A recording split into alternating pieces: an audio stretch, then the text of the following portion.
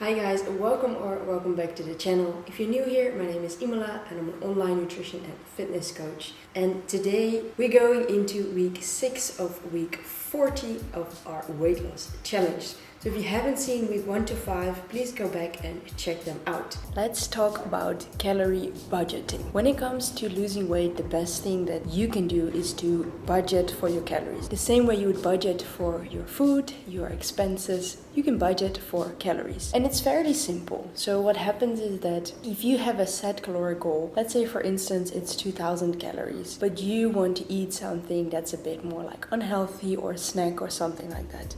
So what I do and what I teach my clients is to just budget for these calories the same way you would budget for money and expenses. Today, when I shot the video that you're going to see now, it was my husband's birthday and I budgeted for the calories from the cake. Because it's a birthday, I am not actually counting calories at the moment, but if you want to lose weight, I would suggest counting calories. Use an app such as MyFitnessPal or My Fat Secrets, I believe it's a South African app. Add your calories into the app so you know exactly what it is and how much it is that you eat. And then when you do want to have something, like a snack or indulge in something, maybe just take a certain amount of calories, so budget for these calories, and then you still being able to eat the things you enjoy, the snacks you like, but still hit your caloric goal, so you still continue to lose weight.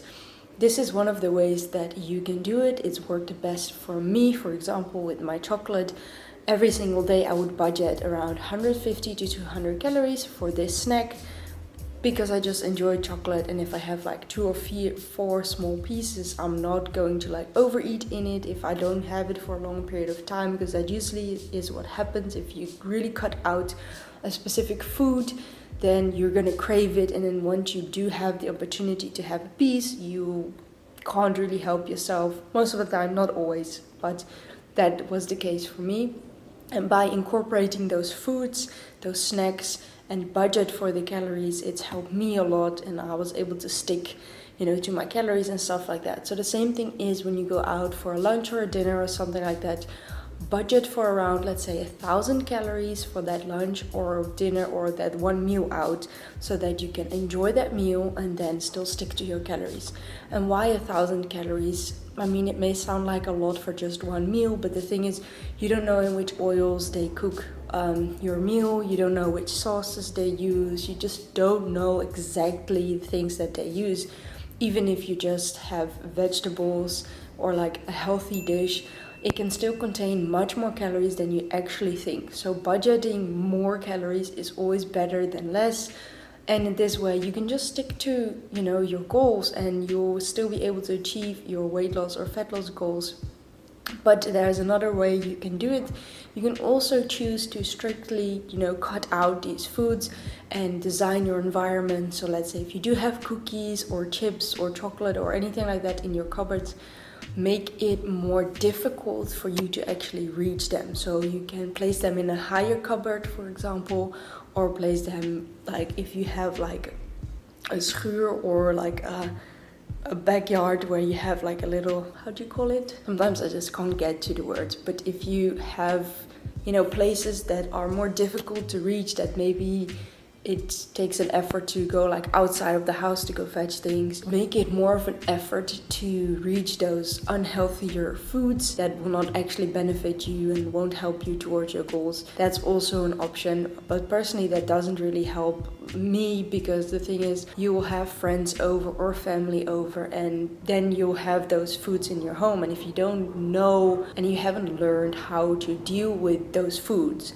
as in if they are in your environment, then the chances of you overindulging are really high. Whereas if you learn how to incorporate those foods into your diet instead, it's gonna be much better for the long term. When you do learn to incorporate those foods, you'll also crave them much less. I don't know, it's just, if you cut something out, that's the one thing you will think about the whole time. Whereas if you don't limit yourself and you don't cut things out, you don't actually crave them as much. Plus also what you can do is, if you do choose to have that certain snack or that is something that you really enjoy, like combine it with a protein food. So for example, if I want my chocolate, the last few times I've just did a few pieces of chocolate, like 2 to 4 pieces of chocolate, and then besides that I have a bowl with Greek yogurt. You can even add in some protein powder if you'd wish, plus some fruits. So actually, like, I didn't even really crave the chocolate, but sometimes you just want to nibble on something. I don't know, it just is what it is. But then mixing that with a protein snack is like a great option, because now you didn't overindulge in it, you didn't go over your calories, you still enjoyed your snack. Like, there's so many plus sides to it. And also, if you eat whole foods 80% of the time, the 20% that you do eat things that are not as healthy, I mean, of course it's not ideal, because if you can eat whole foods the whole time will be great, but the thing is, in the way that we live in now, it's just going to be really hard. So then at least do it most of the time, and that 20% just eat something you really enjoy, you don't feel guilty about it, because you are budgeting for those calories. So if you just have a bit more questions, or you don't know how to incorporate that in your own schedule, I've helped many women deal with this and help them learn how to incorporate the more unhealthy foods or snacks into their diet, and they were still able to lose weight. So if you need some more help, go down in the description, click on the link and I'll contact you. Let's go back to making this lasagna. My mom's special lasagna recipe. I hope you enjoy it. I'm making my mom's famous lasagna. Yeah, ingredients you will need is mincemeat, beef, I use beef, tomato passata, cream spinach, onions, also some garlic and ginger, which I'll take from the freezer, cheese, cottage cheese, and of course lasagna leaves. So first you will start with the oven, preheat the oven at around 180 to 200 degrees. So let's start with our mincemeat. Pop on the fire. I have around, I think this is 800, so sometimes you use 800 grams, sometimes 1000. I'm just making a video. I'm making lasagna. I don't know why you keep on asking.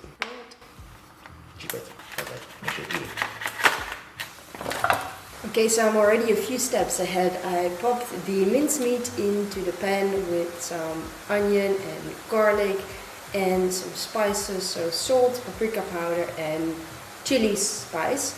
And just giving it a mix, make sure that everything is cooked through properly. Then I'm going to add the tomato passata. In the meantime, I'm going to prepare the cottage cheese, and also with some spices. It's going to be on top of the layer.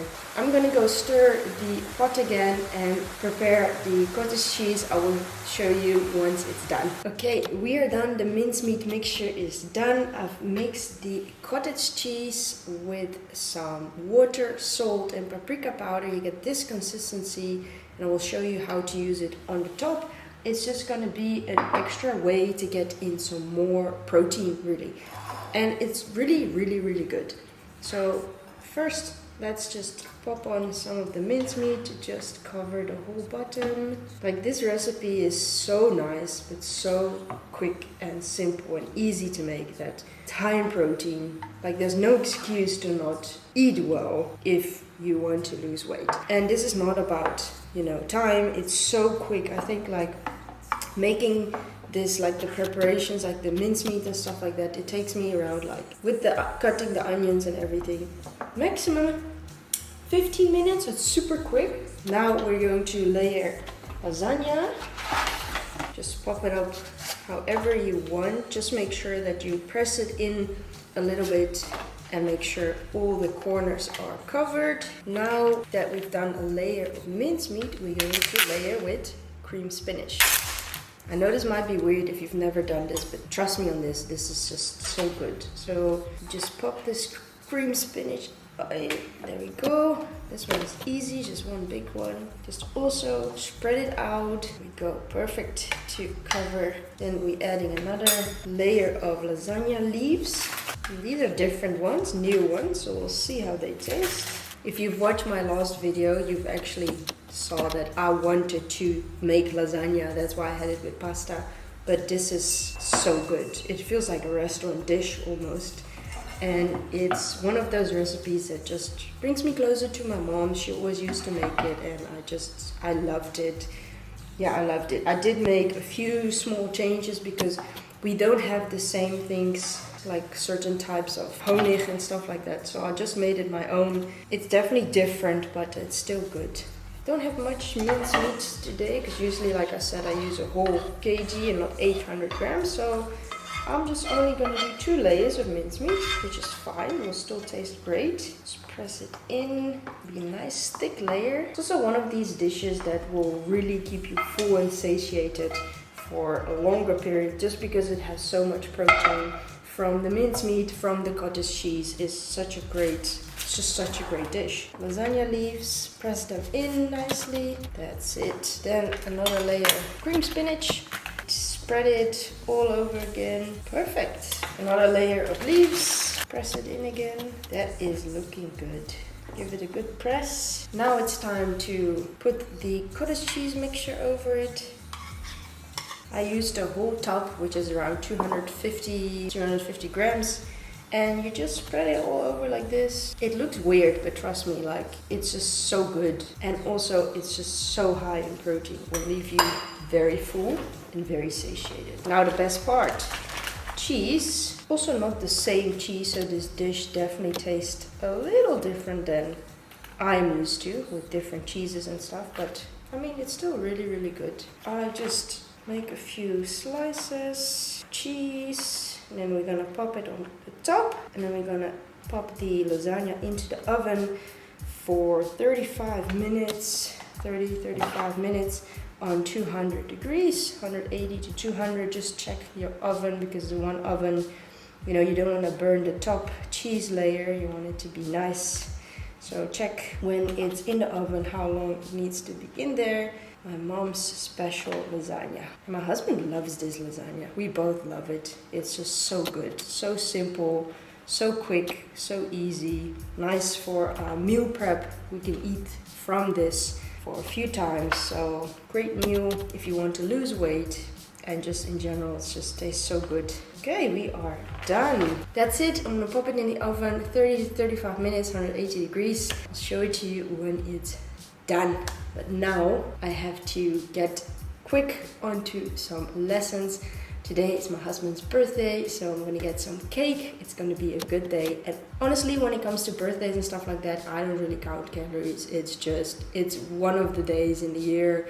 It's not like you're having a birthday every day. So just enjoy it. I'm excited for the lasagna and the cake. See you in a bit. The lasagna is done, and look at this beauty.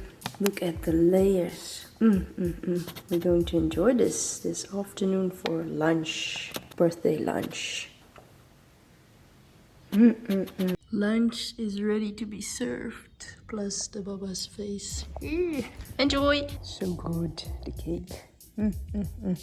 Okay, thank you for watching all the way up until here. I hope you enjoyed this video. I hope you learned something. If you did, feel free to like it, share it with someone that needs this information. If you tried the lasagna, please let me know in the comments how it was, and I'll see you in the next one. Bye.